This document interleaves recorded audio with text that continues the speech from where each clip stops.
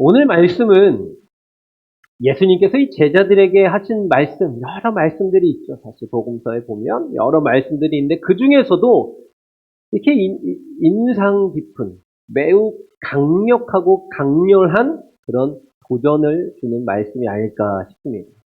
사실 예수님의 도전이 밋밋한 도전이 어디 있었습니까? 가라, 내려라, 와라, 해라, 이런 이제 도전들이 있었어요. 끊어라, 이런 도전들, 강력한 도전들이지만 특별히 오늘 말씀 유독 더 공격적으로 들려질 수 있지 않을까라는 생각을 해보게 됐어요. 예수님께서 제자들을 향해서 이 세상에 예수님께서 메시아, 구원의 주, 하나님의 아들이신 분이, 하나님 자신이신 분이, 말씀 자체이신 그분이 이 땅에 오실 수밖에 없었던 이유에 대해서 한 부분을 우리에게 소개하고 있죠. 오늘 49절에 있는 말씀인데 49절의 말씀의 기록을 한번 같이 읽어보기를 원합니다. 읽습니다. 내가 불을 땅에 던지러 왔노니 이 불이 이미 붙었으면 내가 무엇을 원하리요. 예수님께서 뭐를 던지러 오셨다? 불을 던지러 오셨다 라고 이야기합니다. 야, 우리 예수님 방화범이냐 뭐냐, 왜 불을 하필이면 던지러 오시냐. 뭔가 이 불에 관련된 상처와 아픔이 있는 사람들의 입장에서는 이 말씀이 거북하게 아주 짝이 없을 것입니다. 이 말씀은 단순한 비유가 아니었습니다. 주님께서 세상을 심판하러 오시기 위한 목적을 가지고 이 땅 가운데 오셨다라는 말씀을 하시는 것이니까요. 불은요, 우리가 다 알고 있는 바와 같이 심판을 상징합니다. 심판의 의미가 있는 것이 불이에요. 노아 시대는 하나님께서 홍수, 즉 물로 심판하셨던 시대죠. 다시는 이 물로, 이와 같은 일로 세상을 전멸하는 일은 없을 것이다 라고 하나님께서 약속해 주셨어요. 그리고 마지막 때는 이 불의 심판을 예언하십니다. 소돔과 고무라 때도 유황불의 심판이 있었습니다. 마지막 때에도 이 심판이 있을 것이다 라는 것을 예수님께서 우리에게 말씀하고 계시는 것입니다. 오늘 이 본문 가운데 말씀하신 이 심판은요, 세상의 종말에 있을 심판만을 말하는 것이 아닙니다. 예수님으로 인하여서 일어나는 각종 분쟁들이 일어날 것이다. 분쟁들이 있을 거다. 분쟁이 있잖아, 지금. 그죠? 분쟁이 있죠, 지금. 분쟁. 네. 불을 던지러 오셨다니까. 그 분쟁의 자리에 예수님께.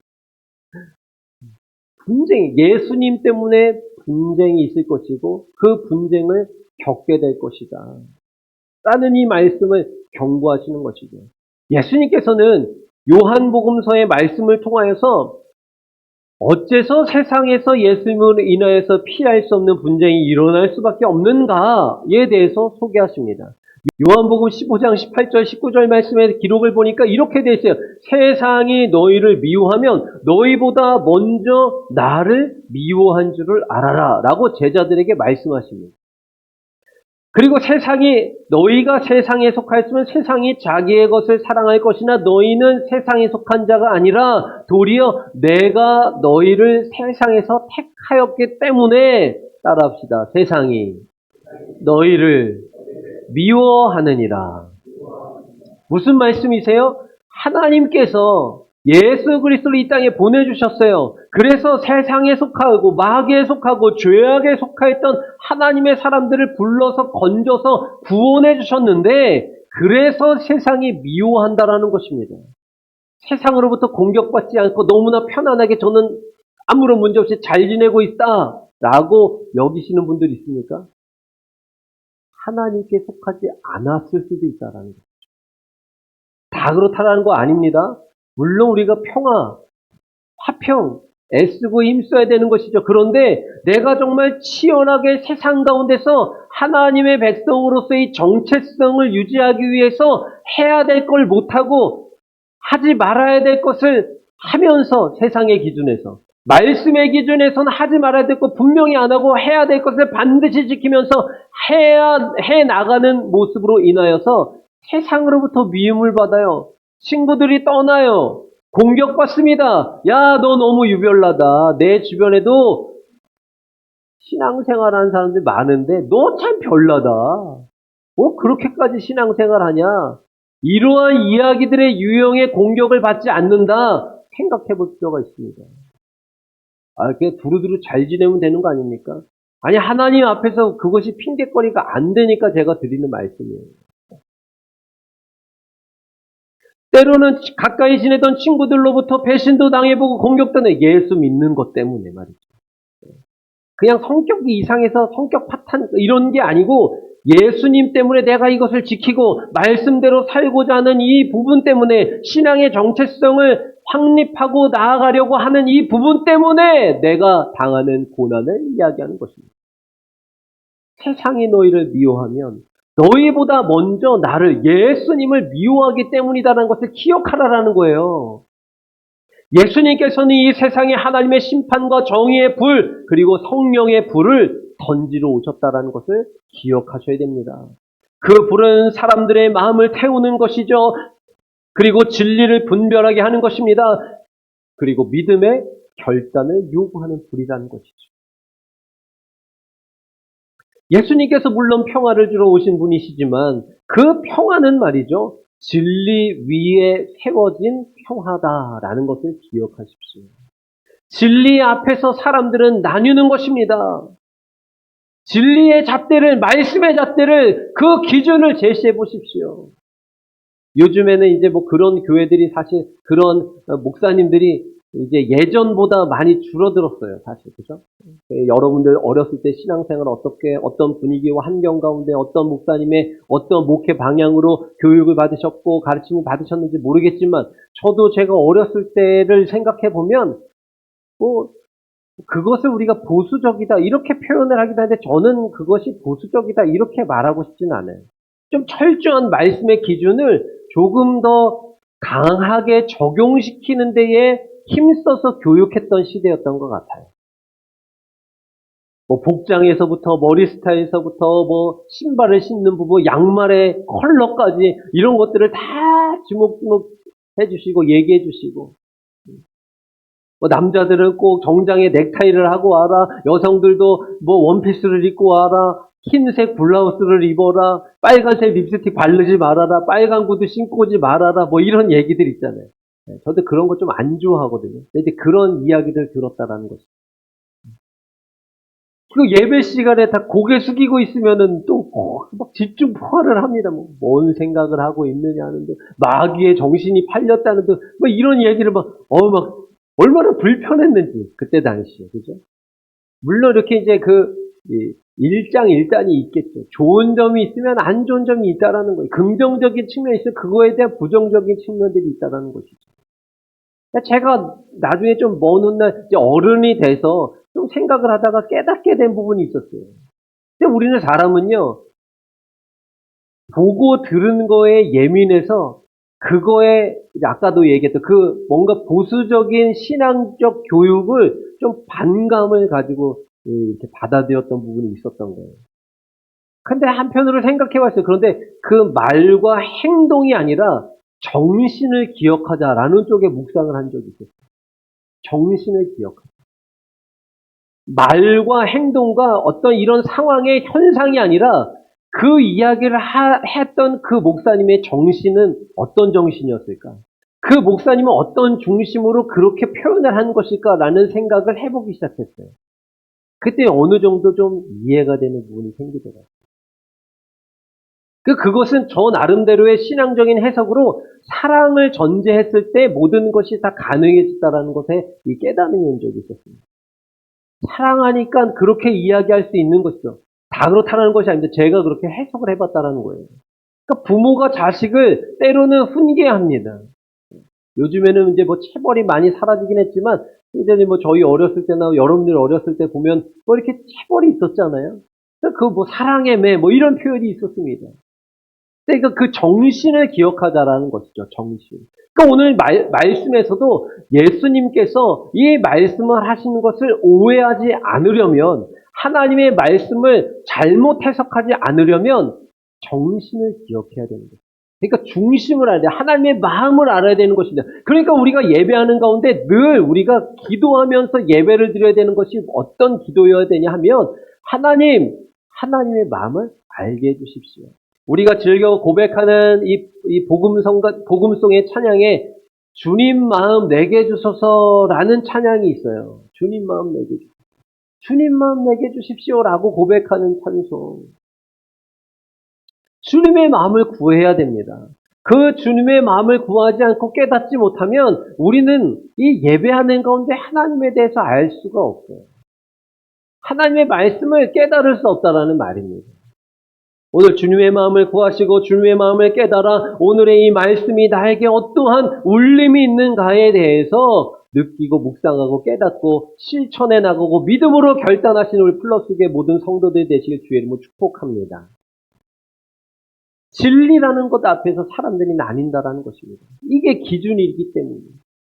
이것은 세상 속에 있는 사람들만을 이야기하는 것이 아니라 교회 공동체 안에서도 존재하는 부분입니다. 각자의 신앙의 기준을 세워서 살아가는 사람들이 얼마나 많은지 몰라요. 목회자 입장에서 참 안타까운 일이에요. 그런데 예수님께서 마지막 때 일어나는 현상이라고 그래서 나름대로 저 자신을 설득하고 있기는 한데요. 안타까운 부분은 감출 수 없는 부분인 것 같아요. 안타까워요. 개개인의 신앙의 기준으로 살아가는 현대 그리스도인들이 얼마나 많은지 내가 생각할 땐 이게 맞는 것 같아. 왜 내가 자꾸 생각을 해요? 말씀이 기준이라고 계속 얘기해주고 있는데 말씀이 기준이 아니에요. 내 입맛에 맞춰서 말씀을 뽑아먹기 합니다. 편식을 하는 것이죠. 그러니까 한 부분에 있어서는 뭔가 지식도 있고 경험도 쌓여져 있고 굉장히 많이 안다고 하는데 취약층이 존재합니다. 취약. 그 부분을 하나님께서 단련시키시려고 훈련하시려고 그 부분을 훈련하시려고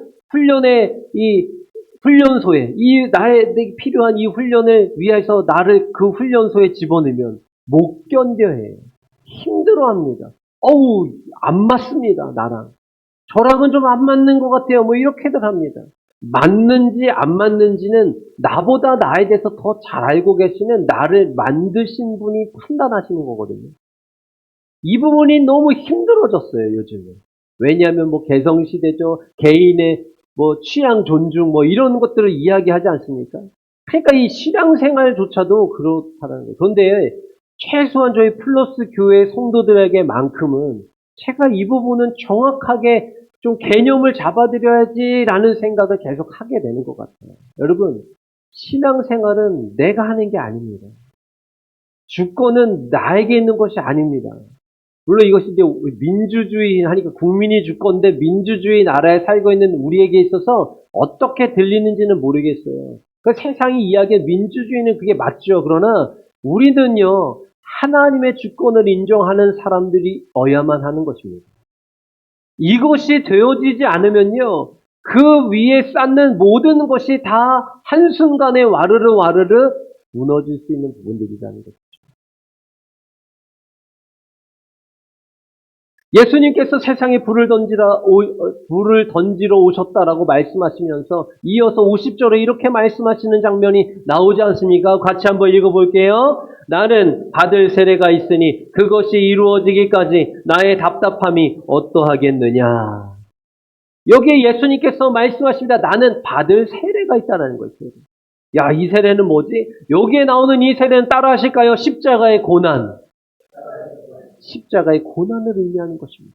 예수님께서 앞으로 받을 세례가 있다라고 하는 것은 십자가를 이야기하는 것이고 십자가를 통해서 짊어질 그 고난의 무게를 말씀하고 계시는 것이죠. 우리는 세례 받으신 분들 많잖아요. 물로 세례 받으신 분들, 성령으로 세례를 받으신 분들, 하나님의 은혜의 세례를 받으신 분들, 이런 경험들이 있죠. 그런데 우리에게 있어서 이 고난의 세례는 어떻게 다가오고 어떻게 대처하고 어떻게 이겨내고 있느냐라는 물음을 던질 수 있어야 되는 것입니다. 그 물음 앞에 어떻게 우리가 신앙적인 대처를 해야 될까요? 괜찮아요. 신경 쓰지 마세요. 어린아이가 내게 오는 것을 막지 말아라. 예수님께서는 이 고난을 통해서 하나님의 뜻을 이루시고 우리에게 구원의 길을 열어주신 분이신 줄 믿으시기 바랍니다. 그 길은요, 그런데 모두가 환영하는 길이 아니라는 거예요. 예수님을 보시면 정확하게 나오는 거예요. 예수님께서 나귀를 타고 예루살렘으로 입성하실 때만 해도 군중들이 다 몰려들어서 자기의 옷을 벗어서 길에다가 펼칩니다. 나뭇잎을 끌어다가 흔들면서 다윗의 자손으로 오시며 저희를 구원해 주셔서 호산나 호산나 호산나 호산나 호산나 찬양합니다. 여러분 야구 좋아하세요? 야구 좋아하시는 분도 계시고 안 좋아하는 분들도 계시겠죠. 제가 그렇게 꿈에도 그리던 우리 하나 이글스가 가을 야구를 할 것 같아서 아주 흥분이 되는데 내가 공약을 걸어야 되나? 한국 시리즈 우승을 하면은 머리 염색을 할까 뭐 이러면서 아무튼 뭐 이제 그 야구를 보시면 우리나라는 이제 이 한국 그 야구 응원 문화가 또 있어요. 세계적으로도 아주 유명합니다. 육성 응원, 뭐 음악 틀어놓고 막 치어리더들이 막 춤추고 뭐 이런 것도 있잖아요. 뭐 직접 가서 이 관람해 보신 분들은 아시겠지만 정말 대단합니다. 대단해요. 그게 찬양하는 거죠. 찬양하는 거. 우리 예수님을 그렇게 찬양해야 되는 거 아니에요? 사실 목이 터져 나가도록.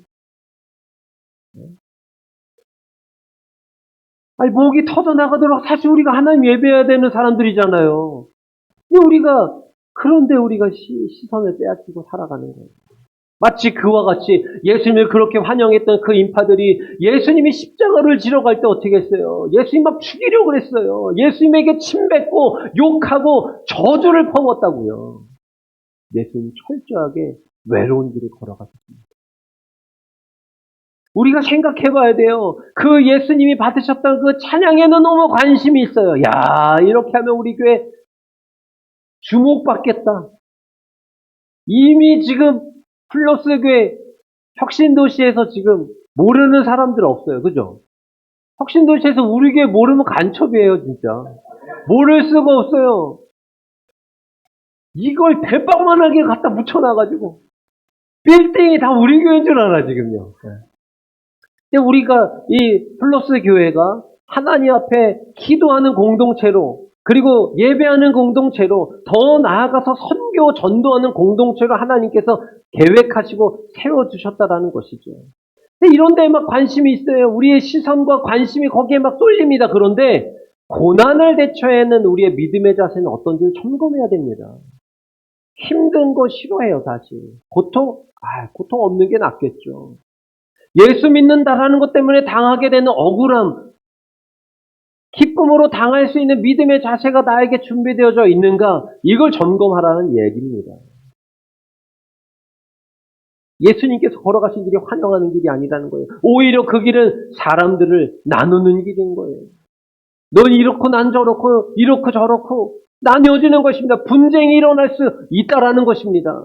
더 큰 범위 내에서 성령으로 우리가 하나가 돼야 되는 또 숙제가 있는 것입니다. 52절 말씀에 이런 기록이 있는데요. 같이 읽어보실까요? 이후부터 한 집에 5사람이 있어 분쟁하되 셋이 둘과 둘이 셋과 하리니. 말씀에서는 셋과 둘이 싸운다는 거예요. 셋과 둘이 싸우고 둘과 셋이 싸운다는 거예요. 그런데 실질적으로 둘 하나가 될 수도 있는 거예요. 하나가 될 수도 있는 것입니다. 둘 하나가 될 수도 있는 거예요. 사람 사회가 그렇다는 것입니다. 사람들 세상이 그렇다는 거예요. 어제의 동료가 오늘의 원수가 됩니다. 어제의 원수가 오늘의 동료가 되기도 하는 것이 세상이라는 것이죠. 믿음의 결단은요, 때로는 이 가족 간의 갈등을 일으킨다라는 것입니다. 그러나 예수님은 우리에게 분명하게 말씀하시죠. 따라하실까요? 진리 위에 서라. 믿음의 확신을 가져라. 할렐루야. 진리 위에 설 것을 우리에게 요청하시는 거예요. 믿음이 있다면 그 믿음의 확신을 가지고 살아나려고 도전하고 있는 것입니다. 세상의 평화보다는 하나님의 뜻을 따르는 것이 더 중요하다라는 말씀인 것이죠.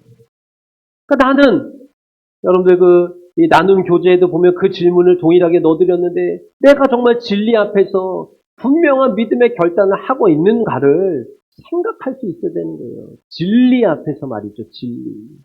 내가 계산해봤더니 이게 맞는 거 같고 이게 더 유익이고 이게 필요해 보이고가 아니라 진리, 말씀 앞에서 내가 어떠한 믿음의 결단을 하느냐. 이걸 지금 예수님께서 우리에게 물어보신다라는 것입니다. 이어서 예수님께서 무리들에게 향하여서 말씀하십니다. 54절 말씀 읽어보시겠어요? 54절 시작. 또 무리에게 이르시되 너희가 구름이 서쪽에서 이는 것을 보면 곧 말하기를 소나기가 오리라 하나니 과연 그러하고 56절 시작. 외식하는 자여 너희가 천지의 기상은 분간할 줄 알면서 어찌 이 시대는 분간하지 못하느냐라고 말씀하십니다. 사람들은 날씨를 잘 분별하고, 요즘에는 뭐 더 좋아졌죠. 위성 막 띄워놓고 컴퓨터로 막 분석하고 이러니까요. 틀릴 때도 있지만 대부분이 이제 요새는 많이 맞아요. 날씨 예보. 날씨를 보면서, 상황을 보면서 날씨를 분간할 줄 아는 그 정도의 감각과 그 정도의 이 감각과 센스는 있는데 영적인 시대에 이 징조를 분별하지 못한다라는 이야기입니다. 왜 영적인 흐름을 너희들이 모르니? 왜 깨닫지 못하니? 지금이 어느 때인지를 알고 살아가라라는 말씀이에요. 정말 여러분들이 어느 시대를 살아가고 있는 것입니까, 여러분? 우리 구약 시대에 사나요? 구약 시대에 살면은 뭐 이거 상상할 수 없는 거죠. 우리 신약 시대에 살고 있는 건가요? 그 신약의 후반기를 살아가는 것이죠. 정확하게 얘기하면 우리가 성령 시대에 살고 있는 것인데. 그럼 이 시대에 어떻게 살아야 되는 것인가? 그 종말의 시대에 살아가고 있는 것입니다. 이것이 뭐 지구의 종말, 세상의 종말 포함한 모든 인류의 종말, 죄악의 종말 시대에 살아가고 있는 거예요. 그냥 가만히 있어 죄가 사라지네 이게 아니고요. 죄악을 심판하셔서 종말을 주시는 그 시대에 살고 있다는 거예요. 그러면 내가 죄를 가지고 죄성을 가지고 죄성에 사로잡혀서 물들어서 살면요. 심판의 대상이 되는 것입니다. 이 죄 문제를 해결해야만 그 심판의 때 세상의 종말이 심판으로 끝나는 것이 아니라 나에게 구원의 날이 된다는 것을 기억하셔야 돼요.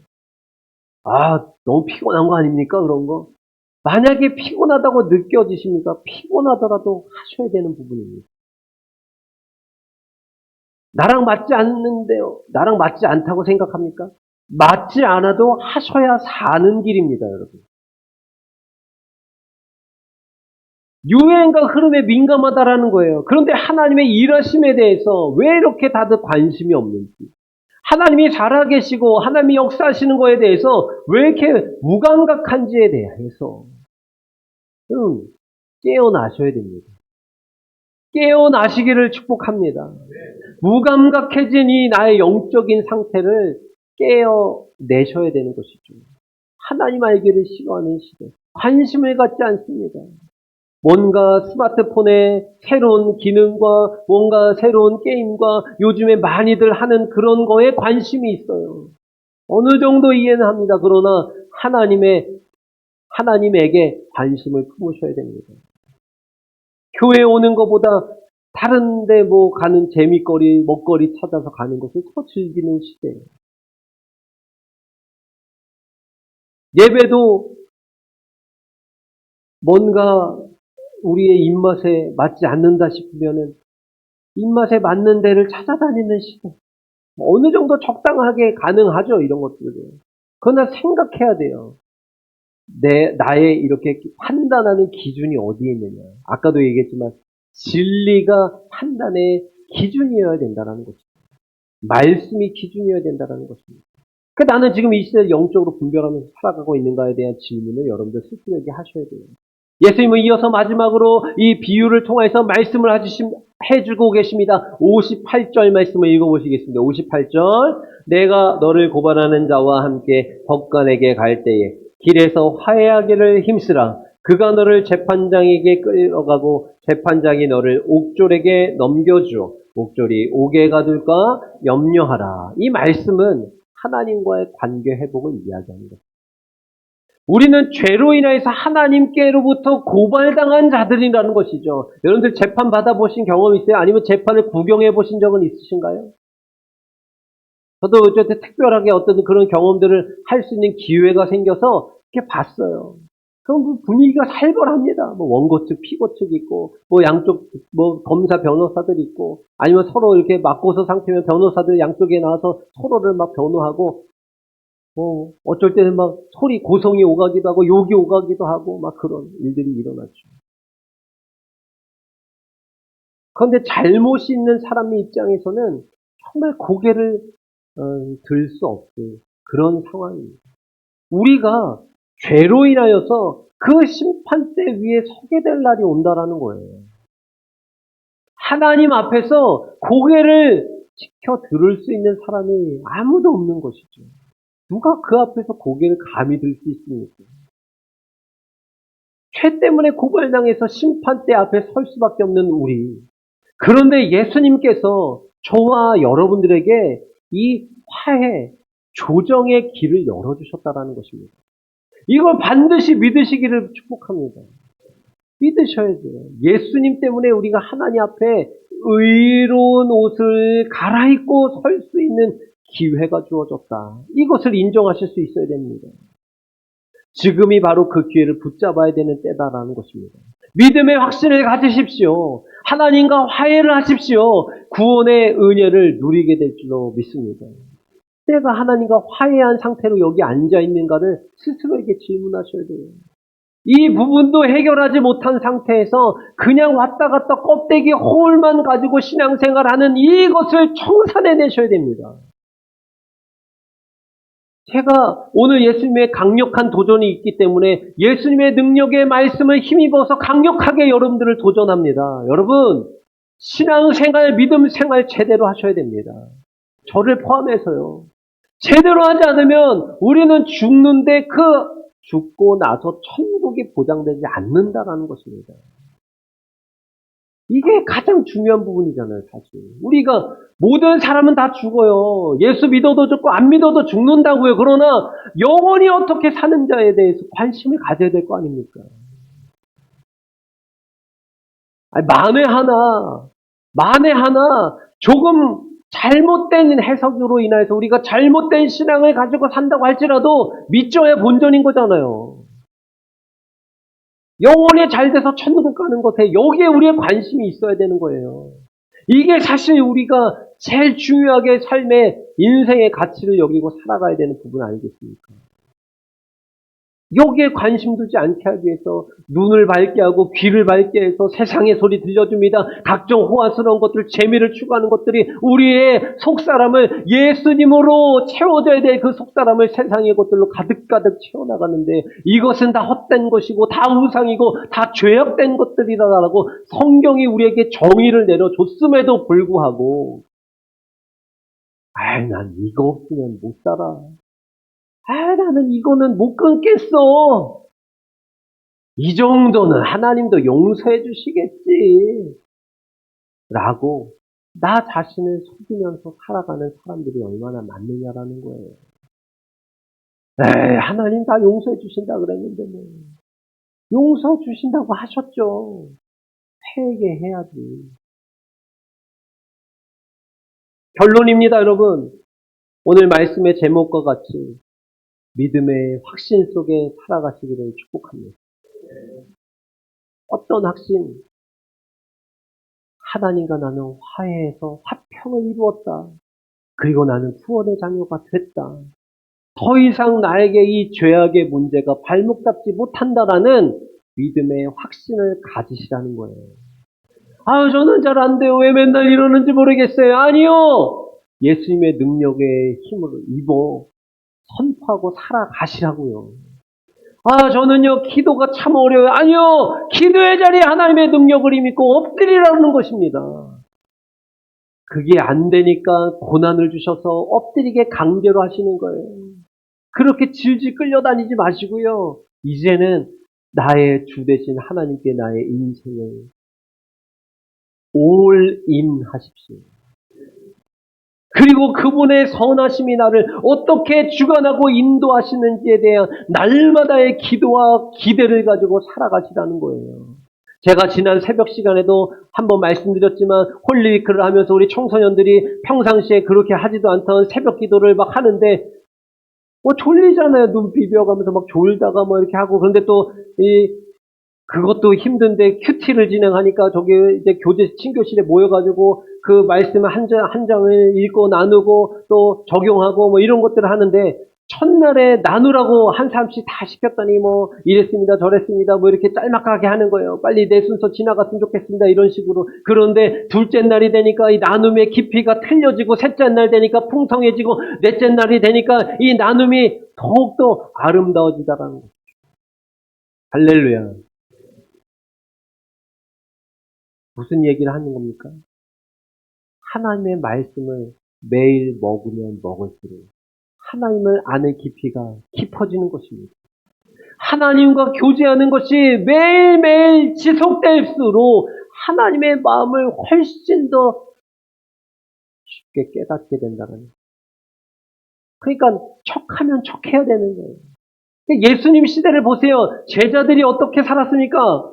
예수님이 말씀하시는데 동문서답해요. 또 예수님에게 제자들이 질문하는데 예수님이 동문서답하는 것처럼 느껴요. 근데 나중에 성령이 오시니까 어떻게 돼요? 예수님께서 제자들에게 알려주셨고 명심하라고 당부했던 것들이 어떻게 해요? 깨달아졌다는 거예요. 야, 예수님이 그때 당시 하셨던 그 말씀이 이거구나. 예수님이 하셨던 말씀이 이거였구나. 이 깨달음의 능력과 은혜가 오늘 저와 여러분들 가운데 있어야 되는 것입니다. 예수님의 말씀을 오해하시면 안 돼요. 예수님의 마음을 구하시고 예수님의 말씀을 온전히 깨닫고 살아가시는 믿음의 확신 속에 살아가시는 저와 여러분들이 되어져야 되는 것입니다. 오늘 본문의 말씀을 통하여 우리에게 도전하십니다. 예수님은 불을 던지러 오셨고 우리에게 결단이라는 것을 요구하시고 예수님의 향한 이 믿음은 중립이 아닌 거예요. 이렇게 따라가다가 여긴 것 같으면 싹 옮겨 타고 막 하다가 또 여긴 것 같으면 싹 갈아타고 이러는 게 아니고요. 예수님은 정확하게 진리 위에서 믿음으로 선택을 하라고 우리에게 지금 요청하신다는 거예요. 끊을 건 끊어내고 할 것 정확하게 하라라는 말씀입니다. 우리는 이 시대를 분별해야 합니다. 하나님과 화해하십시오. 진리 위에 서십시오. 그럴 때 우리가 흔들리지 않는 믿음의 확신 속에서 살아가게 되는 줄로 믿습니다. 오늘 말씀을 마음에 새기고 믿음의 결단을 하시기를 축복합니다. 예수님을 따르기로 진리 위에 서기로 하나님과 화해하기로 결단하는 여러분들의 이 믿음의 결단 위에 하나님께서 함께 하실 것입니다. 성령으로 도우실 것입니다. 하나님의 나라가 여러분들의 삶 가운데 임하실 줄로 믿고 확신하는 가운데 이 하루도 또 이번 한 주간도 승리하신 우리 플러스의 모든 성도들이 다 되어주시기를 주님의 이름으로 축복합니다.